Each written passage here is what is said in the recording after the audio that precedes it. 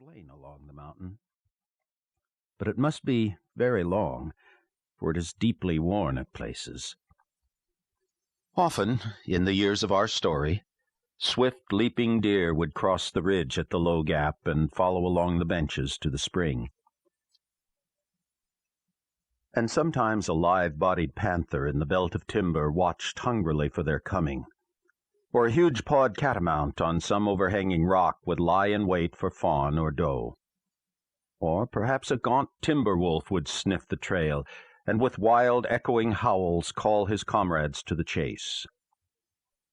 Jim Lane, young then, followed that winding way from the distant river and from nobody knows where beyond, when he came to build his lonely hunter's shack by the spring on the southern slope of Dewey. And later, when the shack in the timber was replaced by a more substantial settler's cabin, Jim led Sammy's mother along the same old way. Then came the giant Grant Matthews with Aunt Molly and their little family. They followed the path 3 miles farther and built their home where the trail climbs over the ridge. When Grant Matthews, Jr. was 18, his father mortgaged the hard-won homestead to purchase the sheep ranch in Mutton Hollow. Then it was that another path was made, branching off in the belt of timber from the old trail and following the spur down into the little valley where the corral was snugly sheltered from the winter winds. So the Lane cabin, the Matthews homestead, and the sheep ranch in Mutton Hollow were all connected by well-marked paths. But it is the trail that leads from Sammy Lane's home to the big log house where young Matthews lives.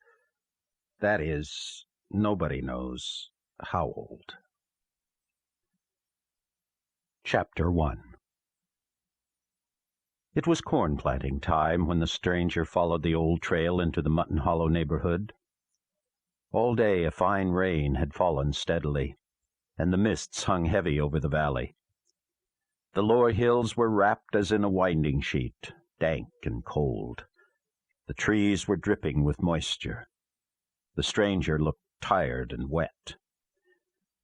By his dress, the man was from the world beyond the ridges, and his carefully tailored clothing looked strangely out of place in the mountain wilderness.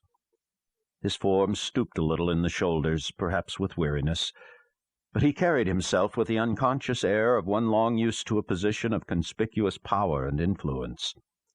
And, while his well-kept hair and beard were strongly touched with white, the brown, clear-lighted eyes that looked from under their shaggy brows told of an intellect unclouded by the shadows of many years.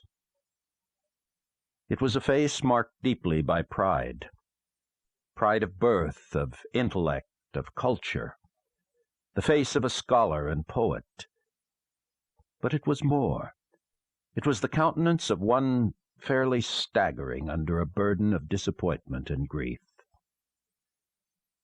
As the stranger walked, he looked searchingly into the mists on every hand, and paused frequently as if questioning the proper course. Suddenly he stepped quickly forward. His ear had caught the sharp ring of a horse's shoe on a flint rock somewhere in the mists on the mountainside above. It was Jed Holland, coming down the trail with a week's supply of cornmeal in a sack across his horse's back. As the figure of the traveler emerged from the mists, the native checked his horse to greet the newcomer with the customary salutation of the backwoods.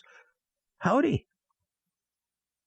The man returned Jed's greeting cordially, and, resting his satchel on a rock beside the narrow path, added, "I am very glad to meet you. I fear that I am lost."